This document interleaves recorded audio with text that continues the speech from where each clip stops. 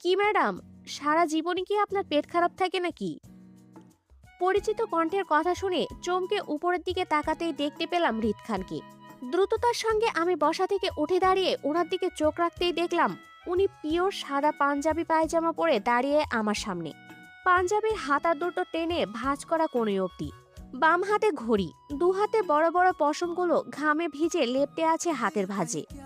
আমি ওনার অনাকাঙ্ক্ষিত উপস্থিতিতে প্রথম ভড়কে গেল, এবার বেশ ইতস্তত বোধ করলাম। যখন উনি আমার পেট খারাপ হওয়া নিয়ে কথা বলছে তখন লজ্জায় মাথাটা আমার নুয়ে আসলো। তবে আশ্চর্যের বিষয় হলো, এই লোকটা কিভাবে জানলো আমার পেট খারাপের কথাটা? এটা তো জানার কথা না, কারণ আমি জুইকে ছাড়া অন্য কাউকে বলিনি এই কথাটা। তাহলে জুই নিশ্চয়ই আমার কথাটা এই লোককে বলতে যাবে না। তাহলে এই লোক জানলো কিভাবে? আমার অন্যমনস্কর মধ্যে দিয়েই হঠাৎ অনুভব করলাম হৃদ খান আমার পায়ের কাছে নুয়ে হাত দিচ্ছে। আমি চমকে উঠে দ্রুত এক কদম পিছিয়ে যেতেই বুঝলাম উনি আসলে নুয়ে আমার পায়ের কাছে থেকে রিফাত ভাইয়ের পানির বোতলটা হাতে নিচ্ছে। বোতলটা হাতে নিয়ে সোজা হয়ে দাঁড়িয়ে তীক্ষ্ণ দৃষ্টিতে তাকালো অর্ধেক খাওয়া পানির বোতলটার দিকে। আমাকে উদ্দেশ্য করে বলল, কি ম্যাডাম, শুক্রিয়া আদায় করেছিলেন আপনি? আমার পরিচিত নন এজন্য? হুম। লোকটার কথা এবার আমি চোখ তুলে তাকাই। লোকটা আগেও একবার বলেছিল ওনার পরিচিত নয় বলে আল্লাহর কাছে শুক্রিয়া আদায় করতে। কিন্তু কেন?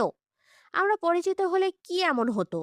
এজন্য পাল্টা প্রশ্নে হৃদ খানকে বললাম, না করিনি। কিন্তু এজন্য শুক্রিয়া আদায় করার কি আছে? উনি বোতল থেকে দৃষ্টি সরিয়ে তাকালো আমার দিকে। বাম হাতে বোতলটা চেপে ডান হাত চালান করলো ওনার পুরুষালী চুলের মাঝে।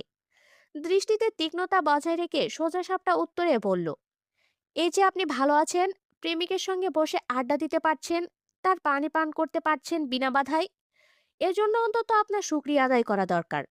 কারণ আপনি আমার কেউ হলে এতক্ষণে আপনার প্রেমিকের হাত আর আপনার মুখের নকশা দুটোই মানচিত্র হয়ে যেত। কথাগুলো শেষ করে ঢিল মেরে বোতলটা পুকুরের পানিতে ফেলে দিল উনি। আর আমার লোকটার শান্ত কণ্ঠের হুমকিতে গা শীতল হয়ে আসলো। আজব লোকের পাল্লায় পড়েছি তো। সব সময় আমাকে এমন গুন্ডামি করে হুমকি দেয় কেন? হুম। এর সাথে কিসের এত শত্রুতা আমার? এই নিয়ে চতুর্থবারের মতো দেখা আমাদের। প্রতিবারই এমন হুমকি ধামকি দিয়ে আমায় অপমান করেছেন লোকটা। আজ ওনার বাসায় এসেছি মেহমান হয়ে। আজ অন্তত একটু ভালো ব্যবহার করা যেত আমার সাথে। অথচ তার কোনো পরিবর্তন নেই।